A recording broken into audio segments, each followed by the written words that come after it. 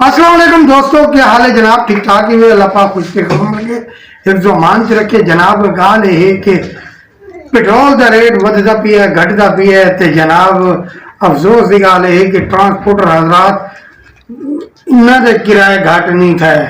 सारी गवर्नमेंट हुकूमत अमूमन ये समझती है कि शायद असा पेट्रोल का रेट घट कर दिता है तो महंगाई कम थी गई उसी शायद असा, लेकिन इनको ये गल सोचनी चाहिए जनाब कि अगर तो पेट्रोल का रेट बढ़ाया हुए तो यकीन जनाब सब्जियों का रेट भी बढ़ गया, खाण पीण की एशिया का रेट भी बढ़ गया। और इस तरह जनाब अगर तो ये रेट जो बढ़ पैदा है तो उस तो बाद अगर तुम आखो भी सही कि जनाब ऐसा 5 रुपए लीटर पिछू पेट्रोल का रेट घट कर दिता है तो जनाब ये कोई फायदा कहीं नहीं 5 रुपए पिछू घट करने का। लेकिन तो ये तो पता ही है कि महंगाई जिथे पहुंच चुकी है वो पहुंच ही गई है।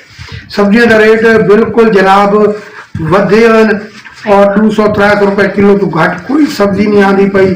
और इस तरीके जनाब और अगर तुम देखो तो गोश्त का रेट भी बिल्कुल वधा है।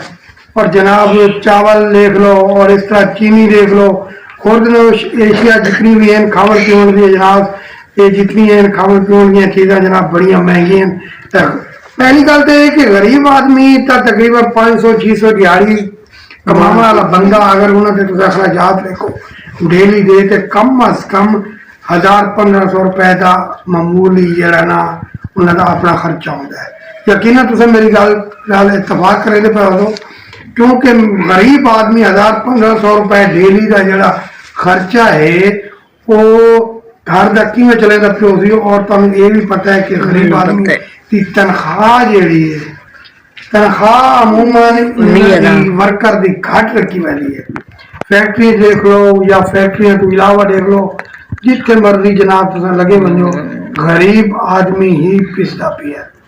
तो जनाब गुजारिश ये करे कि पेट्रोल ते डीजल का रेट जिस टाइम बढ़ता है ट्रांसपोर्टर हजरात का जनाब रेट बिल्कुल उतना थी वह किराया वध वह गरीब आदमी परेशान थी वह। और जिस टाइम पेट्रोल या डीजल का रेट घट थी वे तो किराए कमी नहीं होती।